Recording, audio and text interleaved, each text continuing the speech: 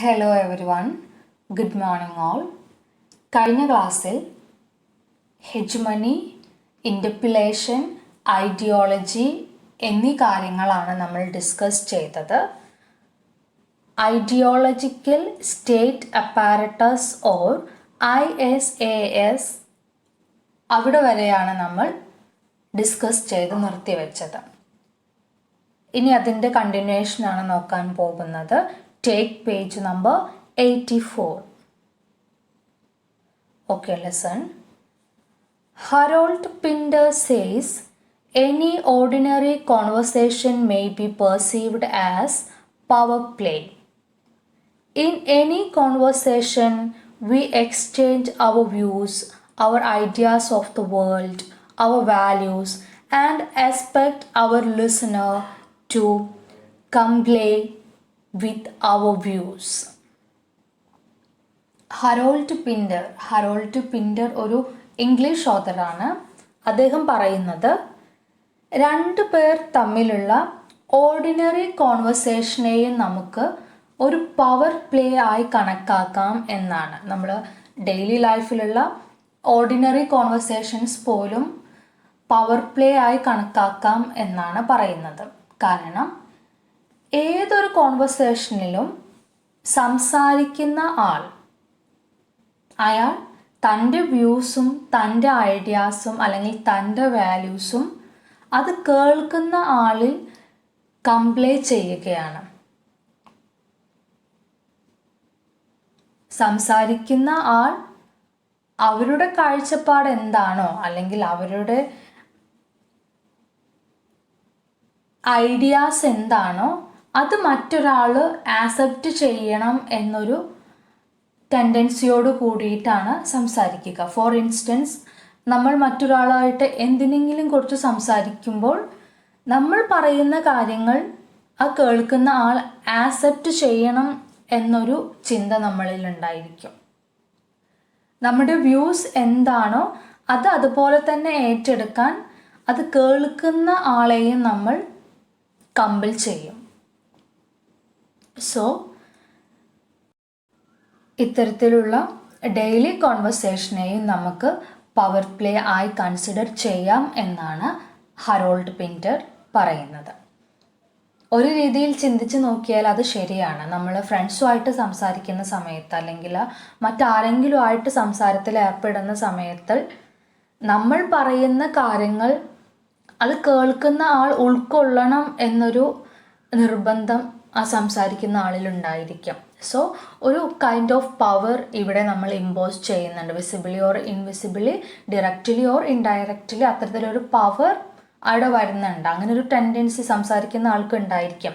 ഞാൻ പറയുന്ന കാര്യങ്ങൾ എന്താണോ അത് ലിസണർ ആക്സെപ്റ്റ് ചെയ്യണം എന്നുള്ളൊരു ചിന്ത സംസാരിക്കുന്ന ആളിലുണ്ടായിരിക്കും. അതുകൊണ്ട് തന്നെ ഹറോൾഡ് പിൻറ്റർ പറഞ്ഞ ഈ ഒരു അഭിപ്രായത്തോട് നമുക്കും യോജിക്കാവുന്നതാണ്.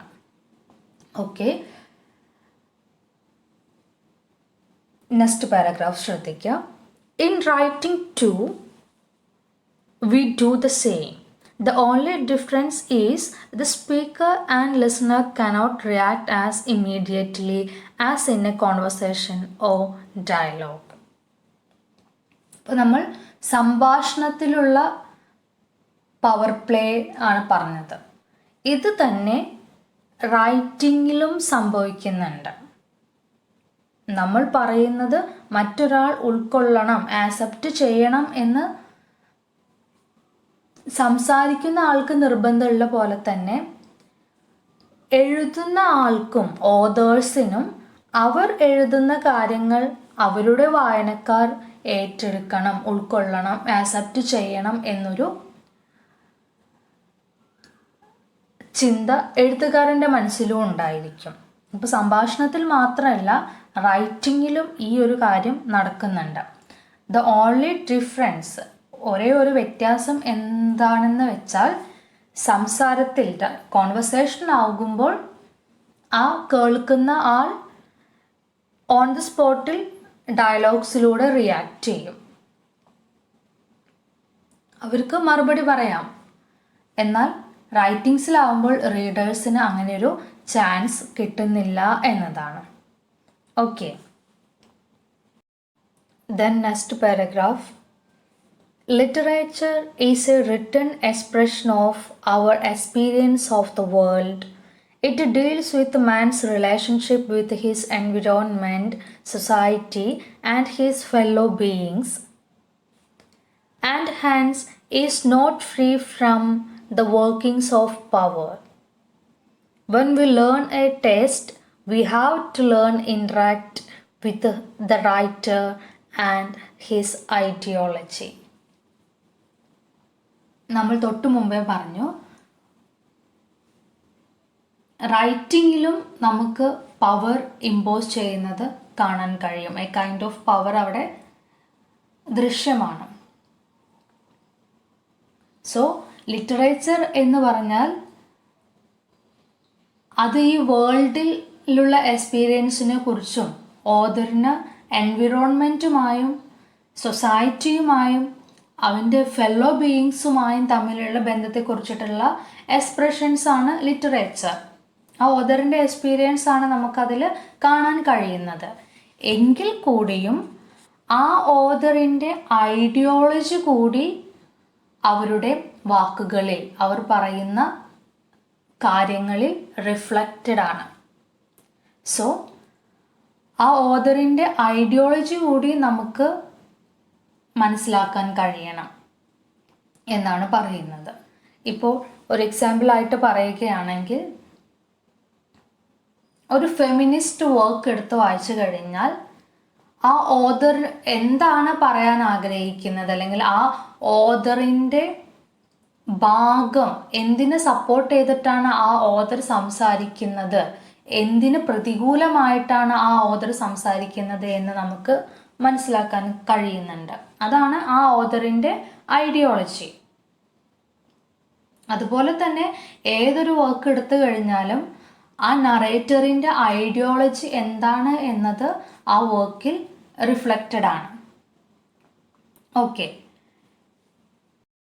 സോ നമ്മളൊരു ടെസ്റ്റ് പഠിക്കുന്ന സമയത്ത്, ഒരു ലിറ്റററി ടെസ്റ്റ് പഠിക്കുന്ന സമയത്ത് അതിൻ്റെ ഓതറിൻ്റെ ഐഡിയോളജിയുമായിട്ട് ഇൻട്രാക്ട് ചെയ്യാൻ കൂടി പഠിക്കണം എന്നാണ് ഇവിടെ പറയുന്നത്. ഓക്കെ, ഓരോ വ്യക്തികൾക്കും അവരുടേതായിട്ടുള്ള ഐഡിയോളജീസ് ഉണ്ടായിരിക്കും. ആ ഐഡിയോളജീസ് ആയിരിക്കും അവരുടെ സൃഷ്ടികളിലും പ്രകടമാകുന്നത്.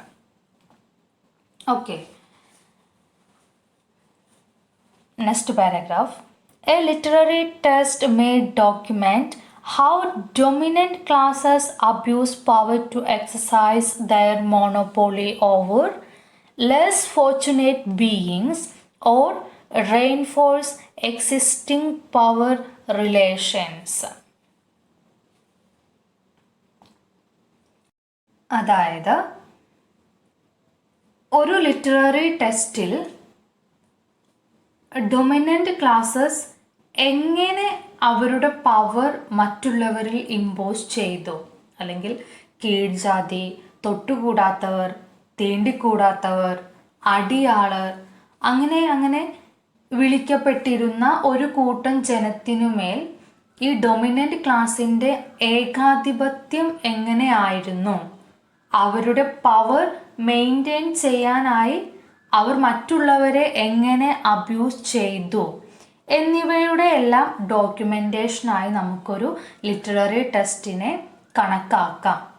ഇവയെല്ലാം നമുക്ക് ഒരു ലിറ്റററി വർക്കിൽ കാണാൻ സാധിക്കും.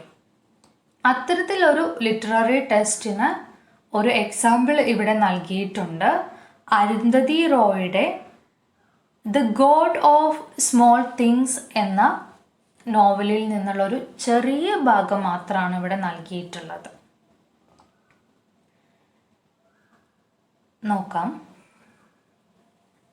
See the text below.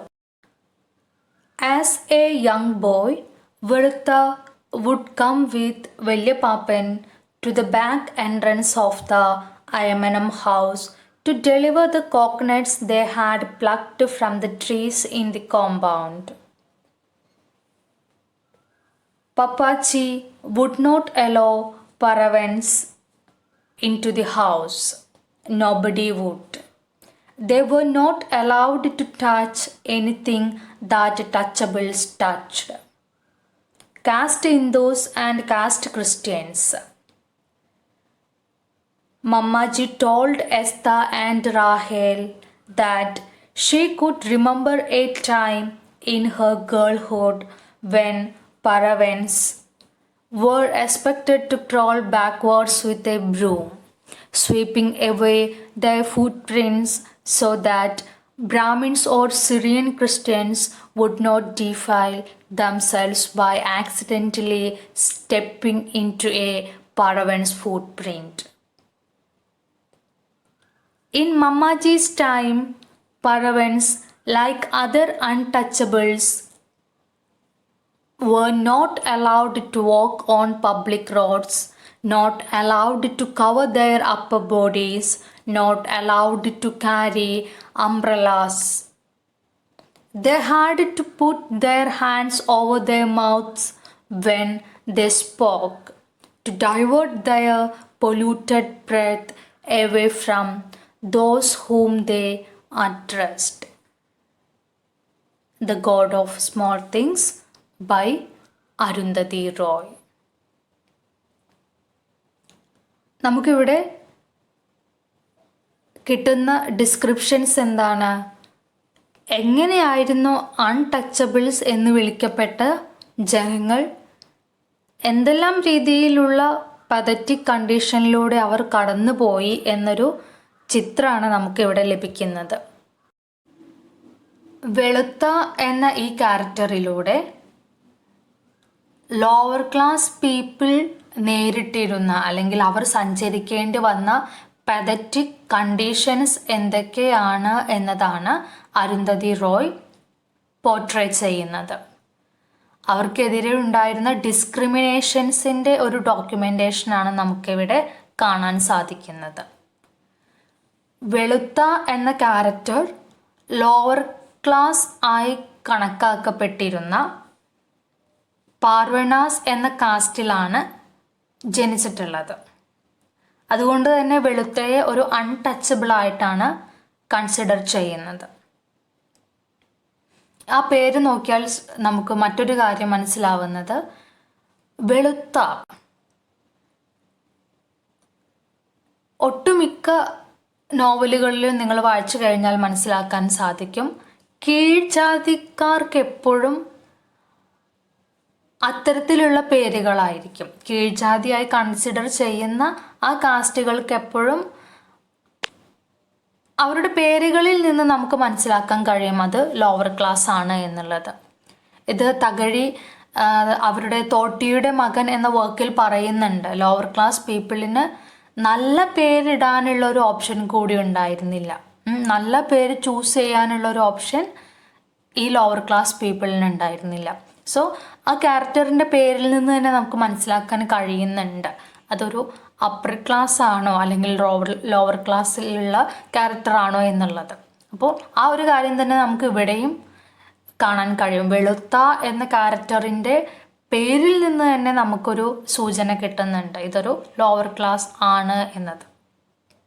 Okay, അപ്പം ഇവരെ ഈ ലോവർ ക്ലാസ് പീപ്പിളിനെ അൺടച്ചബിൾസ് എന്നാണ് ലാബിൽ ചെയ്തിട്ടുണ്ടായിരുന്നത്. അനിമൽസിന് കിട്ടുന്ന പരിഗണന പോലും ഈ ലോവർ ക്ലാസ് പീപ്പിളിന് സൊസൈറ്റിയിൽ ഉണ്ടായിരുന്നില്ല. അനിമൽസിനേക്കാളും വേഴ്സ്റ്റ് ആയിട്ടായിരുന്നു അപ്പർ ക്ലാസ് പീപ്പിൾ ഇവരെ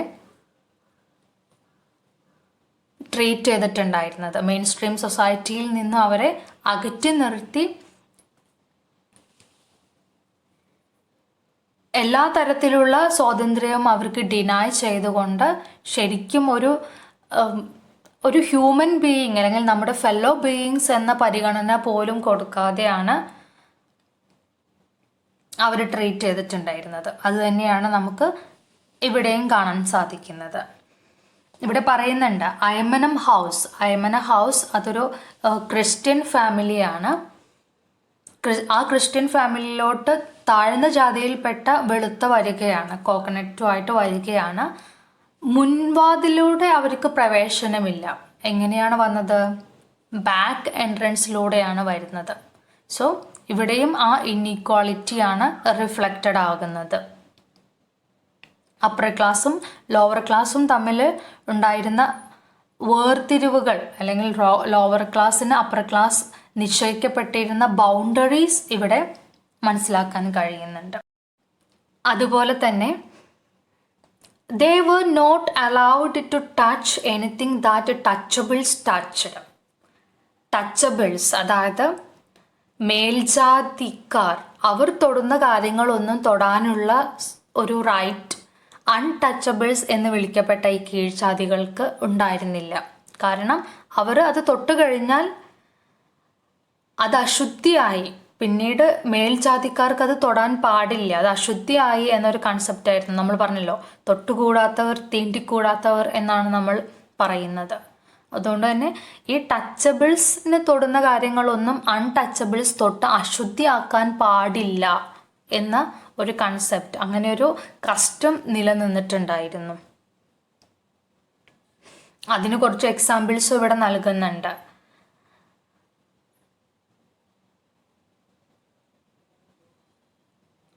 അൺടച്ചബിൾസ് താഴ്ന്ന ജാതിക്കാർ നടക്കുന്ന സമയത്ത് അവരുടെ പുറകിൽ ഒരു ബ്രൂം, ഒരു ചൂല് കെട്ടിയിടും. എന്തിനാണെന്ന് വെച്ചാൽ അവർ നടക്കുന്ന കാൽപാദങ്ങൾ മായ്ച്ചു കളയാനായിട്ട്. അവർ നടക്കുമ്പോൾ മണ്ണിൽ അവരുടെ കാൽപാദങ്ങൾ പതിയും, അത് മായ്ച്ചു കളയാനായിട്ടാണ് അവർ ബാക്കിൽ ഒരു ബ്രൂം, ഒരു ചൂല് കെട്ടിയിട്ട് നടക്കുന്നത്.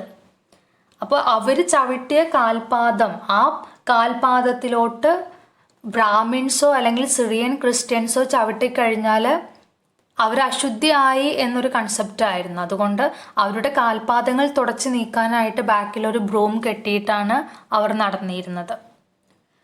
അപ്പോൾ ഇവിടെയുള്ള ഡിസ്ക്രിമിനേഷൻ എത്രത്തോളം ആയിരുന്നു എന്നതാണ്. ആസ് എ ഹ്യൂമൻ ബീയിങ് എന്ന നിലയിൽ എത്രത്തോളം ഡിസ്ക്രിമിനേഷൻസ് അൺടച്ചബിൾസ് എന്ന് ലാബിൽ ചെയ്യപ്പെട്ട ആ മനുഷ്യർ നേരിട്ടു എന്നതിൻ്റെ തീവ്രത നമുക്ക് ഇവിടെ നിന്നും മനസ്സിലാക്കാൻ സാധിക്കും. കൂടാതെ അവർക്ക് പബ്ലിക് റോഡിലൂടെ സഞ്ചരിക്കാനും അവരുടെ അപ്പർ ബോഡീസ് കവർ ചെയ്യാനും അംബർലാസ് ക്യാരി ചെയ്യാനുള്ള സ്വാതന്ത്ര്യമൊന്നും ഉണ്ടായിരുന്നില്ല. ഇതെല്ലാം മേൽജാതിക്കാർക്ക് പറഞ്ഞിരുന്ന കാര്യങ്ങളായിരുന്നു. മാത്രമല്ല, കീഴ്ജാതിക്കാർ സംസാരിക്കുന്ന സമയത്ത് അവർ അവരുടെ കൈകൊണ്ട് അവരുടെ വായ പൊത്തിപ്പിടിക്കണം. കാരണം അവരെ പൊല്യൂട്ടഡ് ആയിട്ടാണ് മേൽജാതിക്കാർ കൺസിഡർ ചെയ്തിട്ടുണ്ടായിരുന്നത്. അതുകൊണ്ട് തന്നെ അവരുടെ പൊല്യൂട്ടഡ് ബ്രെത്ത് അവരുടെ നേർക്ക് വരരുത്. അത് ഡൈവേർട്ട് ചെയ്ത് പോകാൻ വേണ്ടി അവർ സംസാരിക്കുന്ന സമയത്ത് അവരുടെ മൗത്ത് കവർ ചെയ്യണം, ഹാൻഡ് വെച്ചുകൊണ്ട് അവരുടെ മൗത്ത് കവർ ചെയ്യണം എന്നൊരു സിസ്റ്റവും ഉണ്ടായിരുന്നു. സോ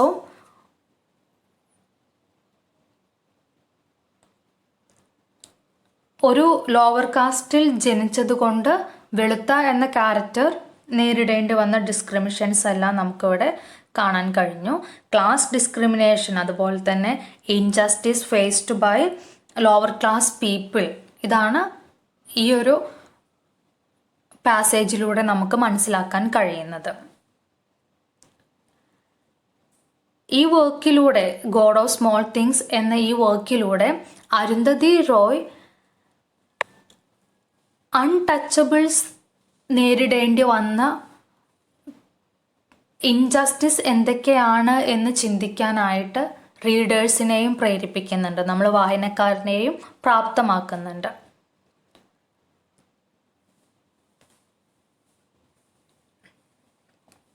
അപ്പോൾ ഒരു ലിറ്റററി ടെസ്റ്റ് എന്ന് പറഞ്ഞാൽ എന്താണ്? ആ ഓഥറിൻ്റെ ഐഡിയോളജി വായനക്കാരിലേക്കും എത്തിക്കുന്നതാണ്. ഇവിടെ അരുന്ധതി റോയുടെ പ്രതിഷേധങ്ങൾ നമ്മുടെയും പ്രതിഷേധങ്ങളായി മാറുന്നുണ്ട്. ഓക്കെ.